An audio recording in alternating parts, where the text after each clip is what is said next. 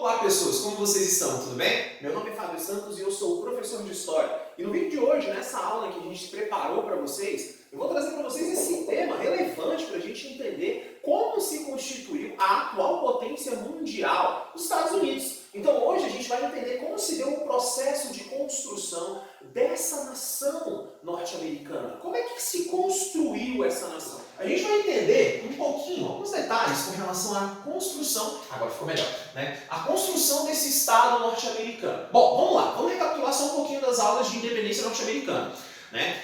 Os Estados Unidos se tornam independentes em 1776. Quando isso acontece, pessoas, o que vai ocorrer na sequência? Os Estados Unidos vai construir a sua nação, né? Vai começar a fazer o desenho daquilo que conhecemos hoje como Estados Unidos. Bom, vamos lá, pessoas. Como é que se dá essa construção da nação norte-americana? Primeiro momento, pessoas, eu tenho um crescimento populacional considerável nos Estados Unidos entre os anos de 1820 até mais ou menos 1890. Esse crescimento populacional não é só da população em si que está se reproduzindo. Eu também tenho aqui, pessoas, um processo de imigração.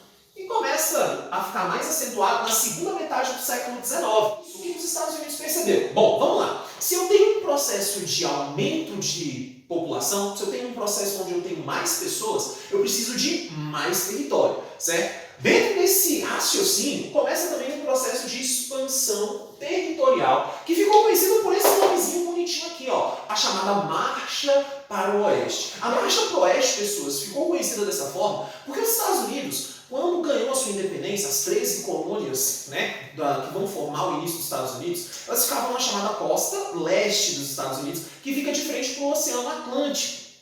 Ao longo de todo esse século XIX, você vai ter a saída do pessoal daqui da costa leste em direção à chamada costa oeste, em direção ao Pacífico. É exatamente esse processo que ficou conhecido como Marcha para o Oeste, pessoas. É aqui, inclusive, que começa também um processo, sobretudo quando eles estão já chegando lá naquela parte oeste da América do Norte, que começa a chamada Corrida pelo Ouro. Ué, professor, achou-se ouro nos Estados Unidos? Exatamente, achou-se ouro nos Estados Unidos. Só que tem um detalhe interessante. Boa parte das terras que acharam-se ouro, onde vai se descobrir ouro, inicialmente não pertenciam aos Estados Unidos. Eram terras que antigamente faziam parte do México. Boa parte do território que hoje compõe a chamada costa oeste norte-americana pertencia a esse paizinho bonitinho aqui, ó. Pertencia ao México, pessoas. É uma coisa interessante da gente destacar. O México cedeu partes de terra para os Estados Unidos, algumas foram cedidas mesmo,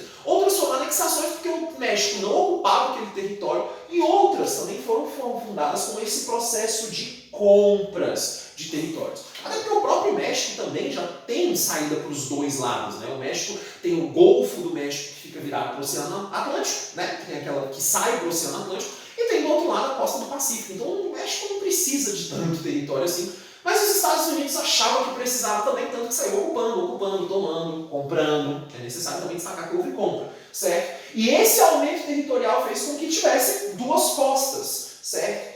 A costa leste, que é onde você teve as 13 colônias, que é uma costa que você já conhece da história lá da colonização inglesa na América do Norte, lá na parte de independência norte-americana, e a costa oeste, que fica virada para o Pacífico.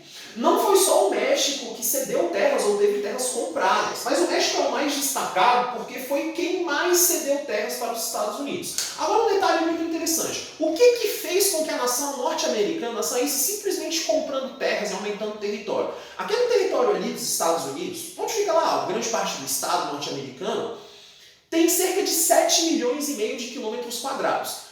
Conjuntando com a parte do Alasca e aquela ilhazinha do Havaí, faz com que os Estados Unidos tenham cerca de 1 milhão de quilômetros a mais, 1,5 milhão, o que torna os Estados Unidos a quarta nação com a maior extensão territorial. Mas o que fez os Estados Unidos fazer esse crescimento tão exponencial de território? Você tem essa ideologia, pessoas, de expansão territorial chamada de destino manifesto. E aqui entra uma parte da nossa aula que a gente faz mais um parênteses. Por que é chamado de destino manifesto, pessoas? É uma ideologia que motivou esse processo de expansão territorial americano. É só expansão territorial? Não. Peguei até um negócio diferente, uma cor diferente, para que você entenda que também tem a ver com questão de política. E você pode colocar até questão econômica.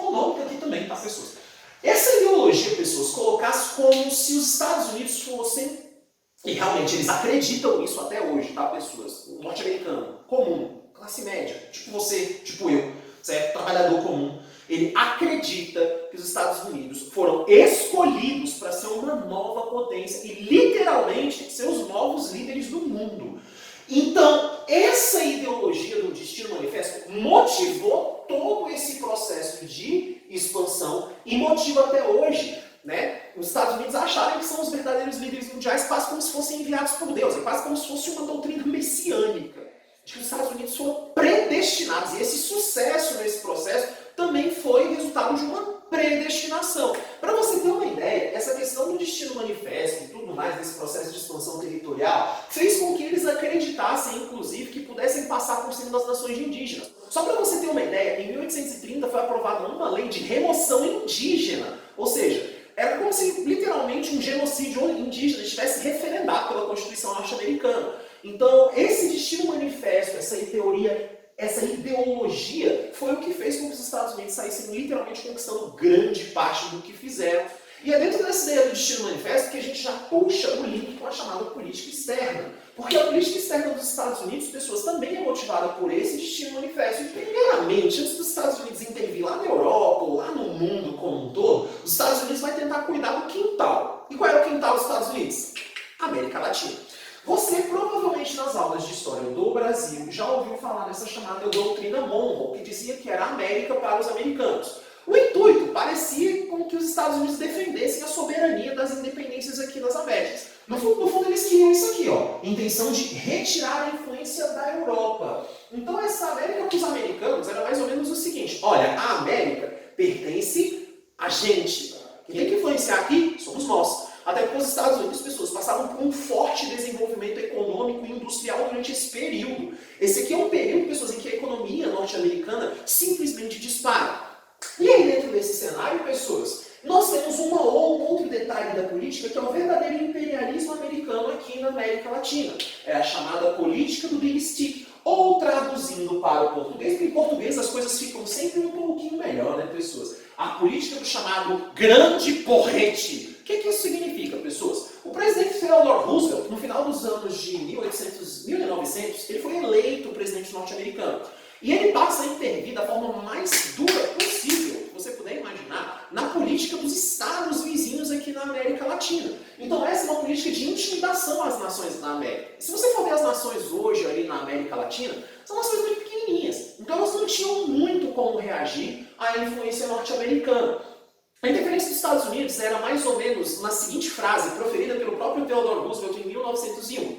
Uma fala mansa e um porrete na mão. O que isso significa? Se você não atendeu o que os Estados Unidos acredita ser como correto, muito provavelmente sua nação vai sofrer. E aí, é nesse momento que você tem uma sequência de interferências dos Estados Unidos de maneira direta, como por exemplo na independência de Cuba, em 1898, e de maneira indireta, ou seja, fazendo ameaças diplomáticas mesmo, certo? Em diversos países da região. A criação, por exemplo, do Estado do Panamá em 1903 é uma dessas influências que inicialmente começou como indireta e depois passou a ser indireta. Mas, beleza. Não teve nenhuma treta dentro dos Estados Unidos? É claro que teve. E a gente vai mostrar para vocês agora. A treta interna que aconteceu aqui nos Estados Unidos ficou conhecida como Guerra de Secessão. Para você que não sabe o que significa essa palavra secessão, significa separação, certo? Bom, o que acontece aqui, gente? Tanto as colônias do norte, ou os estados do norte, vamos passar a utilizar esse nome que fica um pouco melhor, tanto os estados do sul quanto os estados do norte tinham diversas discordâncias ao longo do século XIX. Aqui eu coloquei de uma forma simples, mas não se preocupe, a gente vai explicar, tá? Primeiro, o pessoal do norte e o pessoal do sul discordavam com relação às chamadas tarifas de importações. O norte queria que as tarifas fossem mais altas porque isso iria proteger a sua produção industrial. Se uma indústria estrangeira exportasse para os Estados Unidos, tarifas mais altas faziam com que esse produto entrasse mais caro e, consequentemente, teria uma concorrência mais difícil, né? Uma concorrência mais acirrada com os produtos norte-americanos. Já o sul queria tarifas mais baixas porque isso faria com que os produtos industrializados entrassem mais barato. Então, beneficiaria a economia sulista. Já o pessoal aqui também vai entrar em tretas em relação à criação de um banco nacional. Por que isso? Porque os Estados Unidos, pessoas, não tinham ainda um banco nacional. O pessoal do norte era favorável à criação do banco, porque isso faria com que tivesse uma única moeda circulando nos Estados Unidos para fazer negócios. O pessoal do sul não queria isso. O pessoal do sul queria, na verdade, a manutenção da inexistência de um banco, não é? Eles não queriam a criação de um banco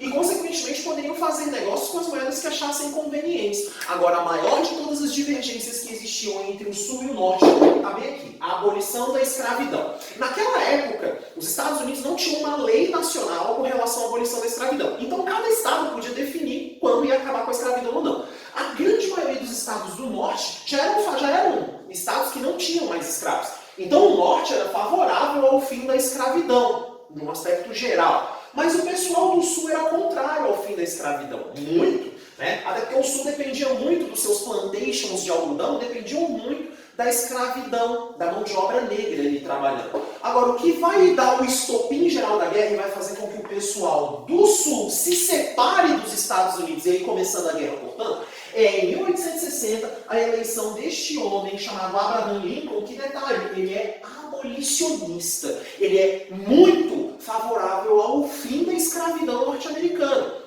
Ele é a favor da criação de uma emenda constitucional que proíba a escravidão. Gente, quando ele foi eleito, o pessoal do Sul então se separou e criou os chamados Estados Confederados, né?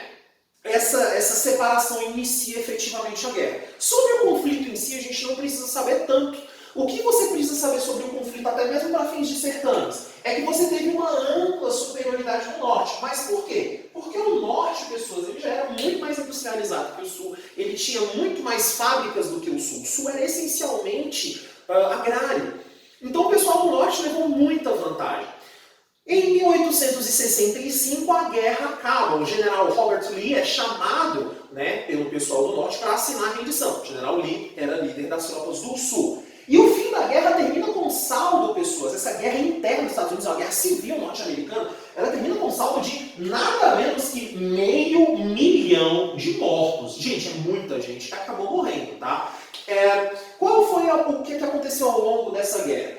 Durante a guerra, até para conseguir mais apoio para sua causa, Abraham Lincoln vai assinar uma lei, uma emenda constitucional que vai prever a abolição da escravidão em 1863 e, posteriormente, o pessoal do Sul, derrotado, vai ter que aceitar que essa lei foi assinada, vai ter que literalmente engolir goela abaixo, né?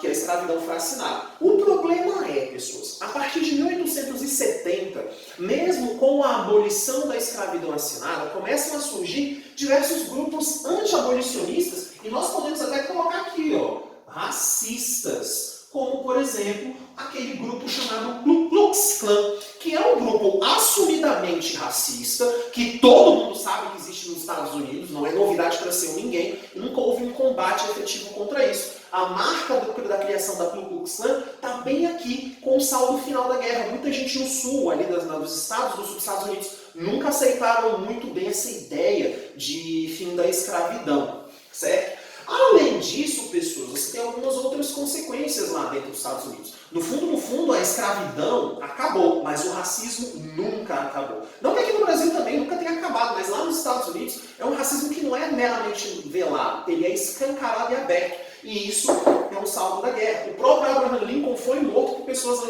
anti-abolicionistas, certo? Ele foi assassinado durante uma apresentação num teatro. Beleza, pessoas? Bom, sobre os Estados Unidos do século XIX, é isso que eu tinha para trazer para vocês. Espero que vocês tenham aproveitado. Não se esqueça de comentar aqui o que você achou, sugestões, coisas do tipo. Me procura nas redes sociais para tirar dúvida.